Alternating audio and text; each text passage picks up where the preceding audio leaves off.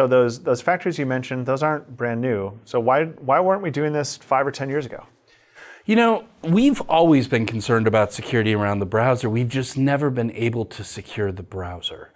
And so we've done things to build around it. And the reason why we've never gone and attacked the browser specifically is, one, there's no standardization. So what inevitably happened was users were free on their own to pick which browser they wanted to use. If they wanted to use Safari, Internet Explorer, Firefox, or some other variant, they could download it on their system if their organization allowed and browse the internet. But as we started getting more and more work applications in, organizations and IT teams started to see that not all browsers were alike. Some applications rendered just fine in Firefox. Others required Internet Explorer. Some things didn't work in Safari and it was unexplainable to anybody. And so you would often find that these organizations would come to their employees and say, if you're going to use this application, you have to use Firefox or you have to use this. And so what ended up happening was application compatibility became a very big deal when deciding which browser you're going to use in the enterprise.